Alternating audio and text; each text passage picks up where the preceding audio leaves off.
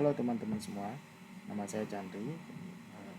Ini kita akan membahas mengenai tugas besar keamanan jaringan komputer, yang mana saya diberikan tugas untuk mengamankan suatu web server.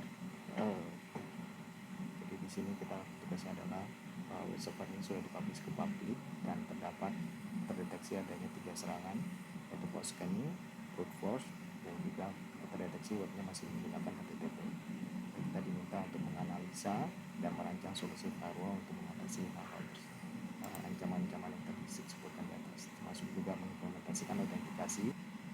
Di dalam percobaan ini, saya memakai 2 server dan 1 jam host untuk sebagai perantara. Yang web servernya memakai Ubuntu dan untuk testing servernya memakai Kali Linux. Jadi dari tugas yang diberikan, kita bisa menganalisa bahwa terdapat 3 serangan yang terdeteksi, yaitu port scanning, SSH brute force, dan juga web. Dari 3 serangan kita berhasil identifikasi tadi di depan, maka kita akan mencoba melakukan analisa untuk proses keamanan jaringannya seperti apa. Jadi yang pertama kali ada 3 fase yang akan kita lakukan. Yang pertama, kita akan memasukkan policy untuk basic filtering. Kemudian kita juga akan memasukkan policy untuk prevent brute force, dan yang terakhir kita akan mengamankan protokol security dan autentikasi. Di sini kita lakukan percobaan terlebih dahulu terhadap web servernya yang berada di IP address 10.99.99.99. Sehingga kita lihat bahwa web servernya berhasil terbuka, dan jika kita lakukan testing melalui server testing, kita bisa lihat activity-nya berhasil. Dan apabila kita lakukan nmap untuk scan port yang terbuka, kita bisa lihat ada beberapa port yang terbuka selain dari yang diperbolehkan tadi.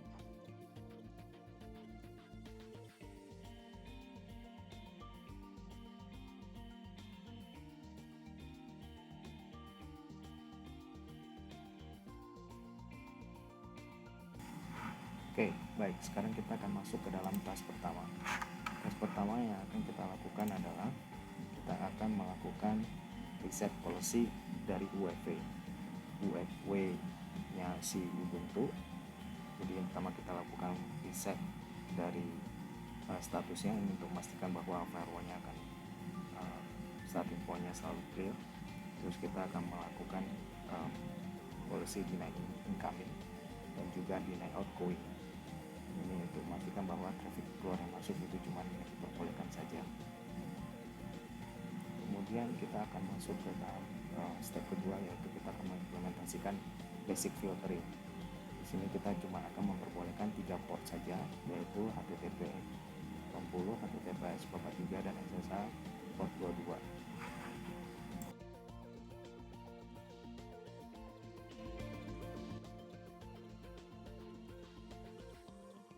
Angka ketiga, kita akan mengimplementasikan brute force prevention. Di sini yang akan kita lakukan adalah komen untuk memaksa bahwa untuk memerintahkan UFW untuk membuat rate limiting. Jadi jika ada satu alamat IP atau IP address yang melakukan percobaan SSH dalam 30 detik selama 6 kali, maka koneksi dari IP address tersebut akan temporarily dibina. Langkah keempat yang kita lakukan adalah kita mengenable UFW policy firewall yang sudah kita terapkan tadi, dan kita mencek statusnya untuk memastikan bahwa policy firewall kita tersebut sudah berjalan dengan policy yang baru.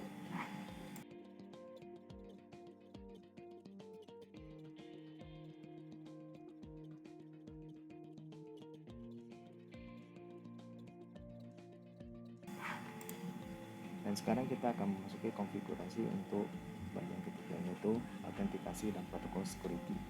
Saat ini di dalam servernya masih diperbolehkan untuk mengakses ke dalam server menggunakan username dan password melalui protokol SSL.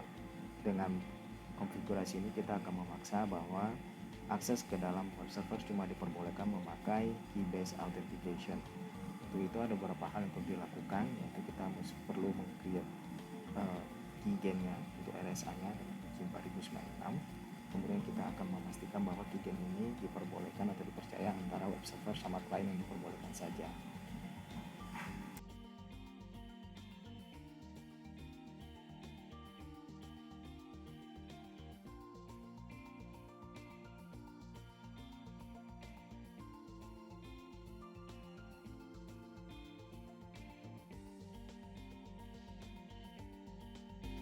Langkah selanjutnya yang kita konfigurasi adalah mengkonfigurasi OpenSSL, yaitu mengaktifkan TLS ke dalam web servernya. Jadi akses ke dalam web server akan kita paksa semuanya melalui port 443 dan terenkripsi dengan TLS.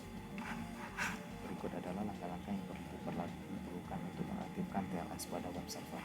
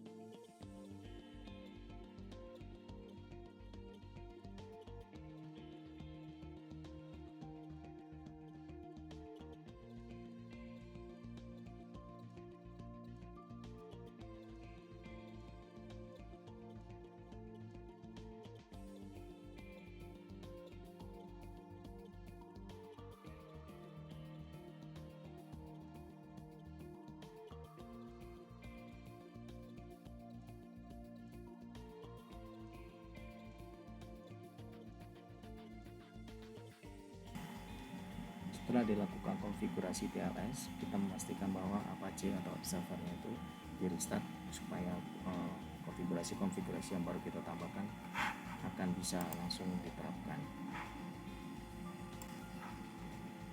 Selanjutnya kita akan melakukan proses testing atau uji coba. Yang pertama kita lakukan adalah uji coba untuk port scanningnya, untuk mitigasi yang pertama. Jadi kalau kita lakukan nmap dari Kali Linux ini untuk melakukan verifikasi bahwa port yang terbuka memang hanya yang kita perbolehkan saja, yaitu port SSH22, HTTP 80 dan HTTPS 443. Kemudian kita juga melakukan proses testing untuk brute force. Jadi kita bisa memakai tools Hydra untuk verifikasi apakah jika memakai username yang sama, kita lakukan tes SSH dengan brute force, apakah sudah berhasil dilimit oleh Wi-Fi. Dan dari hasil percobaan tersebut terlihat bahwa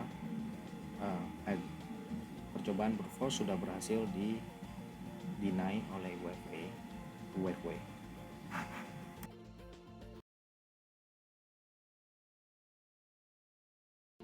Uji coba terakhir adalah kita memastikan bahwa web servernya sudah terenkripsi atau sudah memakai TLS. Kita bisa lakukan dengan command curl, dan sini kita bisa lihat bahwa web servernya sudah memakai TLS dan sudah terenkripsi,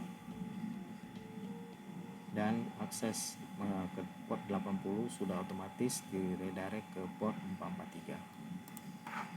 Sekian presentasi dari saya, terima kasih.